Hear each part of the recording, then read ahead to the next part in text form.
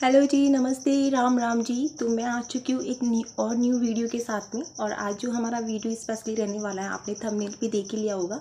Delhi police constable के लिए जो है वो ये वीडियो रहने वाला है। हालांकि मैं एक वीडियो पहले भी बना चुकी हूँ दिल्ली पुलिस कांस्टेबल के लिए, बट ये जो वीडियो रहने वाला है इसमें आपको ये बताऊँगी कि आपको कैसे अपनी प्रिपरेशन को तैयारी को कैसे आपको कंटिन्यू रखना है, और कैसे जो है आप कम टाइम में या फिर अच्छा पढ़ के जो है आप लोग अच्छा स्कोर कर सकते हो।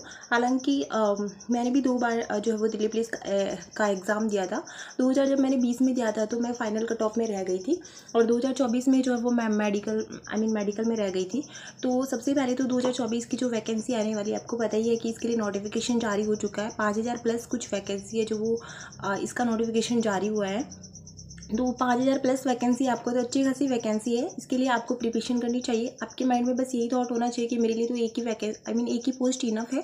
तो सबसे पहले तो हम बात करेंगे कि आपको देखो, जो लोग कुछ भी नहीं जानते हैं कि दिल्ली पुलिस कांस्टेबल के लिए, या फिर जो न्यू है फर्स्ट फॉर्म अप्लाई करेंगी, उसको भी मैं साथ में लेके चलूँगी, बताऊँगी कि आपको कैसे जो है वो फॉर्म अप्लाई करना है, क्या क्या होता है इसमें, क्या कुछ नहीं होता है। मैं सब कुछ बताने वाली हूँ आज इस वीडियो में। तो सबसे पहले तो हम बात करेंगे कि दिल्ली पुलिस वैकेंसी का जैसी नोटिफिकेशन तो जारी हो चुका है कि 5000 प्लस कुछ वैकेंसी है। अब आपको क्या करना है, जैसे इसका जो फॉर्म अप्लाई होगा तो आपको फॉर्म अप्लाई करना है। देन उसके बाद में फॉर्म अप्लाई होने के बाद में आपका जो है वो CBT यानी आपका एग्जामिनेशन होगा।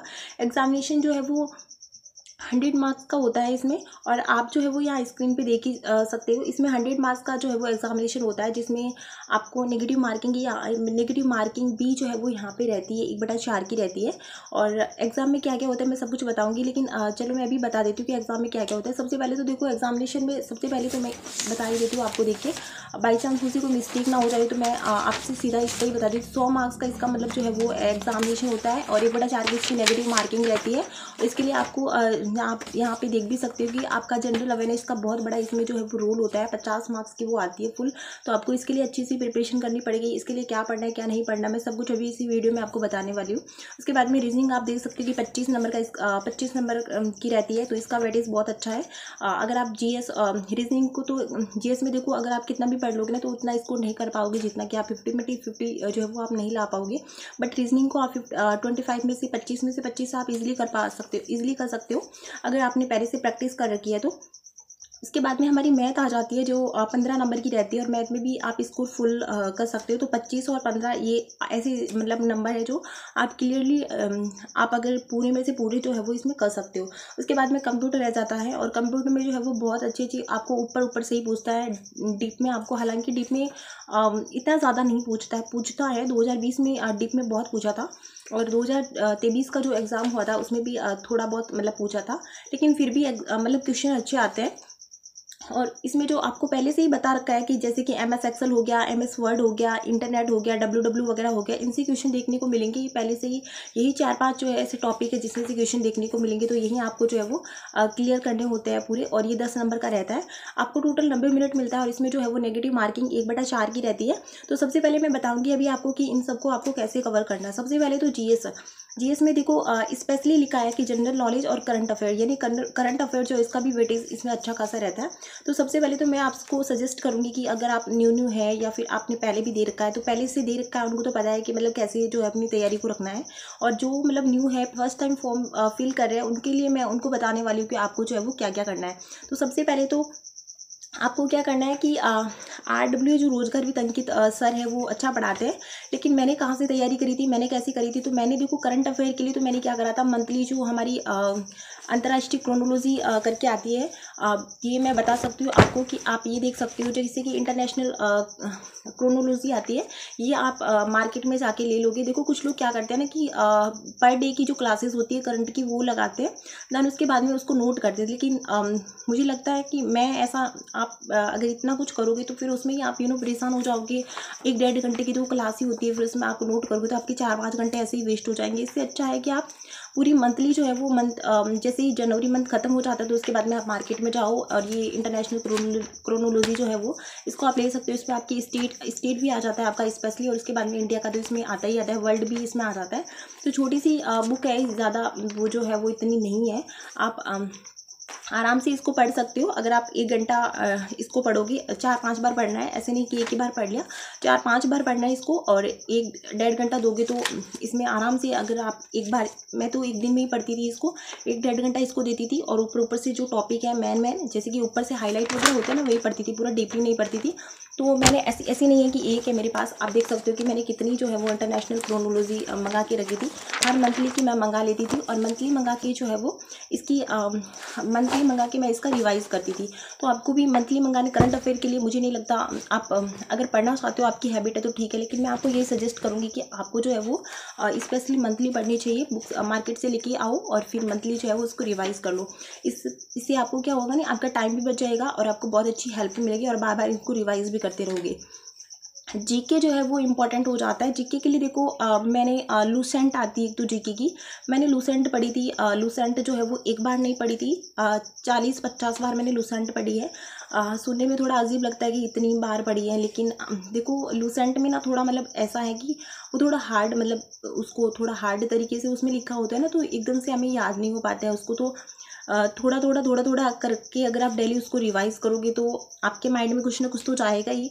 उसके बाद में क्या करना होता है, आपको एक बार आप पढ़ लो। देखो, मैं आपको सजेस्ट करूँगी कि आप ज़्यादा बुक परचेज़ करो, इससे अच्छा है कि आप सिर्फ एक ही बुक पे फोकस करो। लूसेंट लाओ, उसको रिवाइज़ करते रहो, रिवाइज़ करते रहो, रिवाइज़ करते रहो। लेकिन मैं आपको एक बात और सजेस्ट करूँगी, आपको प्रीवियस ईयर क्वेश्चन जो है ना, जैसे कि 2020 के जो मल्टीपल शिफ्ट में एग्जाम हुए थे वो, और 2023 के जो मल्टीपल शिफ्ट में एग्जाम हुए थे, उनको आपको पढ़ना ही पढ़ना है। जीके इसमें अच्छा खासा आता है, ऐसा नहीं कि जीके इजी आता है, मॉडरेट टाइप का और हाई लेवल टाइप का भी आता है। तो आपको जीके पे मेन टारगेट करना है। एक ही बुक को पढ़ो, उसको बार बार रिवाइज करो, लेकिन प्रीवियस ईयर क्वेश्चन को साथ में रखते हुए कि किस टाइप से क्वेश्चन पूछते हैं आपको पता चल जाएगा। उसके बाद में रीजनिंग जो है वो 25 मार्क्स के आते हैं। रीजनिंग में आपको कुछ नहीं करना है, सिर्फ प्रीवियस ईयर क्वेश्चन आप कर लीजिए। प्रीवियस ईयर क्वेश्चन जो 2020 में आए थे और 2025 में आए थे, अगर आप उनको पूरी तरीके से रिवाइज कर लोगे कि इस टाइप का क्वेश्चन था, और इस टाइप का क्वेश्चन अगर मेरी शिफ्ट में अभी आ जाता है या फिर पहले मतलब अभी अगर मुझे देखने को मिलता है, तो मैं उसको सॉल्व कर दूंगा या कर दूंगी, उसको मैं नहीं छोड़ने वाली। तो अगर आप इस तरीके से रीजनिंग के प्रीवियस ईयर क्वेश्चन जो भी हैं 2023 वाले और 2020 वाले, अगर आप इनको कंप्लीट कर लोगे तो रीजनिंग जो है वो आपको बहुत ही ईजी लगेगी। उसके बाद में मैथ को भी आपको कुछ नहीं करना, प्रीवियस ईयर क्वेश्चन आप लगाओ। अगर आपको प्रीवियस ईयर क्वेश्चन तो आपको मिल ही जाएंगे, आप गूगल से डाउनलोड कर सकते हो, या फिर आप रोजगार विद अंकित जो ऐप है वहाँ पे जाके के आप जो है वो डाउनलोड कर सकते हो। लेकिन अगर आपको ये लगता है कि हमें जो है वो इसका आंसर भी चाहिए साथ में, तो मैं आपको सजेस्ट करूँगी, मैंने जो किया मैं बता रही हूँ।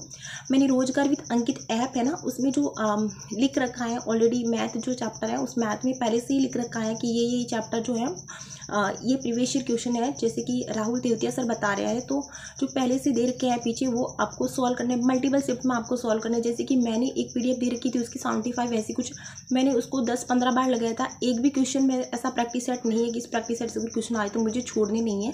तो आपको उस प्रैक्टिस सेट से क्वेश्चन पूरे करने हैं। और MS वर्ड में भी आपको प्रीवियस ईयर क्वेश्चन से, जो शुभम सर है वहाँ बहुत अच्छा पढ़ाते हैं, उनका नाम Shubham sir he, I think, मैं अभी नाम में थोड़ा कन्फ्यूज़ हूँ, तो वो सर बहुत पढ़ाते हैं। आपको फॉलो करना है रोजगार विद अंकित को, क्योंकि वो बहुत ही अच्छा पढ़ाते हैं। तो इस तरीके से ये हो गया आपका एग्ज़ाम, आपको इसी तरीके से क्लियर करना है। सिलेबस के बाद में आपको जो है वो फिजिकल के लिए थोड़ा बता देती हूँ कि जैसे आप एग्ज़ाम जो है वो अगर आप दे दोगे एंड एग्ज़ाम के लिए आप क्वालिफाइड हो जाओगे, तो एग्ज़ाम में इसका 10 गुना, यानी जितनी वैकेंसी है उसका 10 गुना जो है वो इसमें फिजिकल के लिए पास किया जाता है। और फिजिकल जो इसका टफ माना जाता है, हालांकि हाँ, फिजिकल इसका अन्य जो भी आई मीन सेंट्रल की वैकेंसीज होती है उसमें 8.5 मिनट मिलते हैं, स्पेशली गर्ल्स को रनिंग के लिए 1600 मीटर की, लेकिन इसमें जो तो है 8 मिनट ही मिलता है, तो ये थोड़ा टफ होता है। इसमें जो होता है ना वो रनिंग, गर्ल्स को तो मतलब 8 मिनट में रनिंग करनी पड़ती है 1600 मीटर की, और इसमें 10 फुट लॉन्ग जंप करना पड़ता है। 3 चांस मिलते हैं हालांकि लॉन्ग जंप में। उसके बाद में हाई जंप होता है जो कि 3 फीट का ही रहता है, और 3 फीट का गर्ल्स का रहता है। वैसे वो 30 के ऊपर से उसमें छूट मिलती है, लेकिन मैं अंडर जो है वो 30 बता रही हूँ। तो उसमें 3 फीट का लॉन्ग जंप जो है वो रहता है। उसके बाद में ये जो हाई जंप 3 फीट का रहता है, और लॉन्ग जंप जो है वो 10 फीट का रहता है। तो उसमें आपको क्या करना है कि देखो, लॉन्ग जंप और हाई जंप के लिए आपको 3-3 चांस मिलेंगे, लेकिन आपको एक ही चांस में क्लियर करना है। और काफ़ी जो बॉयज़ के लिए जो है वो अलग ये रहता है, आप देख लेना यहाँ पे जो है वो ये आपका रहने वाला है। तो इसमें क्या होता है ना कि काफ़ी स्टूडेंट को ये प्रॉब्लम आती है कि वो लॉन्ग जंप या फिर हाई जंप कर नहीं पाते हैं। और मैंने जो 2 बार मैंने दिया था, तो दोनों बार में मैंने देखा था कि लड़कियाँ बहुत ज़्यादा जो है वो फाउल कर रही थी या फिर उनसे पूरा हो नहीं रहा था। तो 3 चांस उनको मिल रहे थे, जैसे वैसे एक चांस में अगर नहीं होता तो दूसरे एंड सेकंड थर्ड चांस में तो वैसे भी नहीं हो पाता है, क्योंकि फिर वो हौसला टूट जाता है। और फिर आप जब तैयारी करते हो, दौड़ते हो, तो फिर वो थक ही जाते हो, तो वो वैसे भी नहीं क्वालिफाइड होता है। लेकिन आपके माइंड में, और किसी का हो भी जाता है वैसे, बट आपके माइंड में यही होना चाहिए कि मुझे तो फर्स्ट टाइम में ही जो है वो हाई जंप क्लियर करना है। अब कैसे करना है मुझसे खुद भी नहीं होता था। अभी तो फ़िलहाल मैं क्या करती हूँ ना, जब भी मैं ऐसा कुछ एग्ज़ाम वगैरह होता है तो मैं घर पे एक बार भी नहीं ट्राई करती इसके लिए कि मुझे लॉन्ग जंप क्लियर करना है या फिर हाई जंप करना है। मैं ओनली रनिंग पे फोकस करती हूँ, उसके बाद में हाई जंप या फिर लॉन्ग जंप मैं सीधा वहीं पे जाके करती हूँ और मेरा फर्स्ट अटैम्प्ट में ही हो जाता है। 2 बार मैंने दिया था, 2 बार में मेरा फर्स्ट अटैम्प्ट में हो गया था। लेकिन स्टार्टिंग में जब मैंने 2020 का फॉर्म भरा था, तो मुझे अभी भी याद है कि मुझसे लॉन्ग जंप नहीं हो पा रहा था। मैं रनिंग तो कर रही थी, रनिंग के 10 दिन बाद में जो है वो मैंने लॉन्ग जंप अपने घर पे ही जो है वो स्टार्ट किया था। तो मैंने देखा कि मुझसे लॉन्ग जंप नहीं हो रहा है।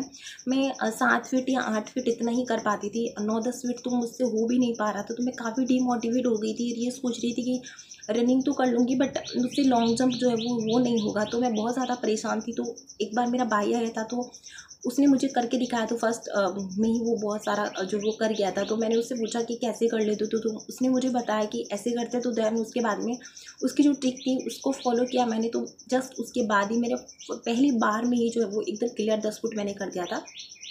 तो ये अगर आपको भी लॉन्ग जंप में परेशानी होती है तो मैं स्पेशली जो है ग्राउंड पे जाके आपको बताऊंगी कि आपको कैसे करना है। ऐसे में अगर अभी आपको बताऊंगी तो आपको समझ में नहीं आएगा। तो मैं ग्राउंड पे जाके आपको बताऊंगी कि आपको जो है वो लॉन्ग जंप को कैसे करना है, ताकि आप फर्स्ट टाइम में ही क्लियर कर पाओगे। और उसके बाद में हाई जंप को तो आपको प्रैक्टिस करने की ज़रूरत ही नहीं रहती है, हर कोई कर लेता है। हाई जंप में इतनी वो दिक्कत नहीं होती है। तो उसके बाद में जैसे ही आप फिज़िकल क्लियर कर लोगे, तो उसके बाद में आपकी क्या है ना कट ऑफ लगेगी कि इतनी स्टूडेंट ने जो है वो फिज़िकल क्लियर किया है और इतनी हमारी वैकेंसी, तो वैकेंसी के अकॉर्डिंग जो है वो आपकी कट ऑफ लगती है। उसके बाद में जब आपकी जैसे ही कट ऑफ लग जाती है कि इतने इतने स्टूडेंट जो है वो क्वालिफाइड हो मेडिकल के लिए, तो आप फिर मेडिकल में जाना। और मेडिकल में जैसे ही आप चाहोगे, अगर आप मेडिकल में फिट हो तो आपको ज्वाइनिंग लेटर दिया जाएगा। तो यही प्रोसेस जो है वो होता है। और मेडिकल में आप मतलब क्लियर हो जाते हो आप, तो फिर आपको ज्वाइनिंग लेटर दे दिया जाता है कट ऑफ के बेस पे कि अगर आपके नंबर अच्छे और आप कट ऑफ में आ रहे हो तो फिर आपको ज्वाइनिंग लेटर दिया जाता है।